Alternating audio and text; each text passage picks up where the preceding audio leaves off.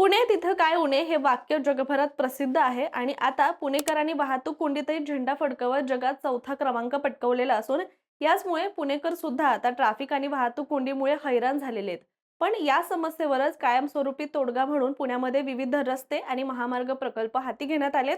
त्यामुळे आता पुणेकर लवकरच यातून सुटणार असून प्रशासनाकडून त्यांना दिलासा देणारा निर्णय घेण्यात आलाय. चला तर मग काय आहे तो निर्णय, पुणेकरांच्या काय फायद्याचा, या सगळ्याबद्दल सविस्तररित्या व्हिडिओच्या माध्यमातून जाणून घेऊया. नमस्कार, मी रामेश्वरी आणि तुमचं कट खूप स्वागत. पुण्याच्या ट्रॅफिकची समस्या ही गेल्या अनेक वर्षांपासून पुणेकरांसाठी मोठा त्रासदायक ठरलेला विषय आहे. रस्त्यावर अडीच पट जास्त वाहनं, ठिकठिकाणी वाहतूक कोंडी, पुण्यातील मुख्य रस्त्यांसह अंतर्गत रस्ते आणि महामार्गावर सुद्धा वाहतूक कोंडी बनत चालली आहे. पण आता पुण्यात या वाहतूक कोंडीवर मात करण्यासाठी उपमुख्यमंत्री अजित पवार यांनी मास्टर प्लॅन तयार केलाय. त्यामुळे आपल्या सर्वांनाच माहिती आहे की पुणे शहराला विद्येचं माहेरघर म्हणून ओळख आहे. पण लवकरच ही ओळख बदलून पुणे शहर हे बोगद्यांचं शहर म्हणून सुद्धा ओळखले जाऊ शकतं. कारण शहरातील नागरिक दररोजच्या वाहतूक कोंडीमुळे त्रस्त झालेत. नागरिकांना या कोंडीतून सुटका देण्यासाठी प्रशासनानं महत्त्वाचं पाऊल उचललंय आणि त्याचाच एक भाग म्हणजे उपमुख्यमंत्री अजित पवार यांनी जाहीर केलेली 56 भूमिगत बोगद्यांची महत्वाकांक्षी योजना.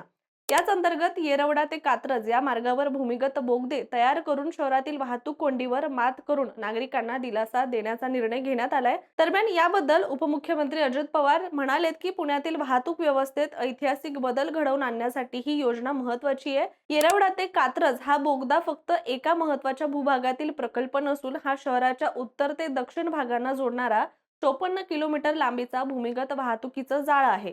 यामध्ये जगताप डेअरी, सिंहगड रोड, पाषाण, कोथरूड, औंध, संगमवाडी आणि खडकी सारख्या भागांचा देखील समावेश असेल. तर सध्याच्या रस्त्यावरील वाहतुकीचा ताण यामुळे मोठ्या प्रमाणात कमी होईल आणि रिंग रोडशी सुद्धा सहज जोडणं यामुळे शक्य होईल. शिवाय महामार्गावर जाणारी वाहतूकही सुलभ होईल. त्याशिवाय अजित पवार यांनी म्हटलंय की शहरातील काही उड्डाणपुलं हे नियोजनाशिवाय बांधण्यात आले होते, जसा की हडपसर येथील एक उड्डाणपूल जिथे कोणत्या वाहनांना कुठे जाण्याचा मार्ग आहे हेच कळत नाही आणि अशा नियोजनबद्ध कामामुळे अपघातांचा मोठा धोका सुद्धा निर्माण झाला होता. त्यामुळे आता एलिव्हेटेड कॉरिडॉर आणि भूमिगत बोगद्यांवर लक्ष केंद्रित करण्यात आले. शहरातील 32 प्रमुख रस्त्यांवर क्षमतेपेक्षा अडीच पट अधिक वाहतूक होत असल्यामुळे या रस्त्यांचा डिकंजेस्ट करणं गरजेचं आहे. त्यासाठी 23 नवीन उड्डाणपूल आणि 56 बोगदे बांधण्याचं ठरवण्यात आलं असून त्यासाठी अंदाजे 32,000 कोटी रुपयांचा प्रकल्प मंजूर झाला असून तो राज्य सरकारकडून निधी मिळवला जाणार आहे. प्रकल्पाचं प्राथमिक डिझाईन आणि अहवाल पूर्ण झाला असून मुख्यमंत्री कार्यालयाकडून सुद्धा हिरवा कंदील मिळालाय.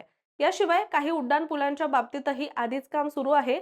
एकूण 23 उड्डाणपुलांपैकी 8 कामही सुरू आहेत, तर काही ठिकाणी एलिव्हेटेड कॉरिडॉर बांधण्याचा निर्णय देखील घेण्यात आलाय. यातून खाली रस्ता राहील आणि यावरून मेट्रो मार्ग किंवा वाहतूक कॉरिडॉर चालवला जाईल. यामुळे शहरातील वाहतूक प्रवाह सुरळीत होईल, प्रवाशांचा वेळ वाचेल आणि इंधनाची सुद्धा मोठ्या प्रमाणात बचत होणार आहे. त्याचबरोबर अपघातांचा धोका कमी होईल आणि सगळ्यात महत्त्वाचं म्हणजे प्रदूषणावरही सकारात्मक याचा परिणाम दिसू शकतो. परंतु पीएमआरडीए सध्या येरवडा ते कात्रज या बोगद्यावर काम करत आहे. शिवाय काहींनी शनिवारवाडा ते स्वारगेट, बाजीराव रस्ता आणि शिवाजी रस्त्यावर सुद्धा बोगदा बांधण्याची मागणी केली आहे.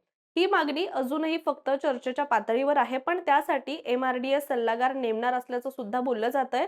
पण महापालिकेचे आयुक्त यावर नाराज आहेत. त्यांचं म्हणणं आहे की हा मार्ग शहरासाठी आहे, त्यामुळे बोगदा कसा असावा, कोणत्या मार्गावर असावा हे व्यवस्थित अभ्यास करूनच ठरवायला हवं. महापालिकेचा असा अंदाज आहे की सध्या प्रस्तावित येरवडा ते कात्रज मार्ग फारसा उपयुक्त ठरणार नाहीये. जास्त अंतरावर कमी फायदा मिळणार आहे, पण कमी अंतरावर अधिक वाहतूक कोंडी होईल असा धोका आहे. त्यामुळे महापालिकेनेच हा प्रकल्प कसा राबवायचा त्याचा आराखडा तयार करायला हवा.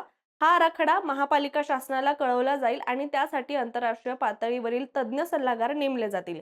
सध्या जे आराखडे आहेत ते स्थानिक कंपनीने बनवलेले आहेत, पण त्यात बऱ्याच सुधारणा करणं सुद्धा आवश्यक आहे.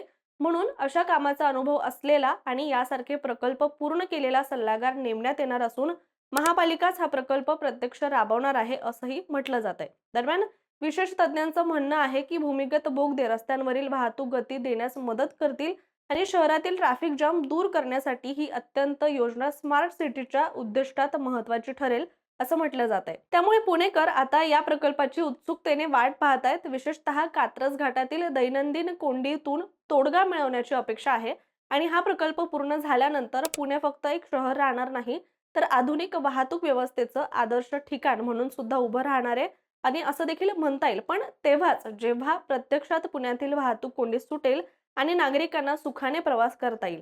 त्यामुळे तोपर्यंत पुणेकरांना वाट पाहण्याशिवाय पर्याय नाहीये. पण अपेक्षा नक्कीच आपण करू शकतो.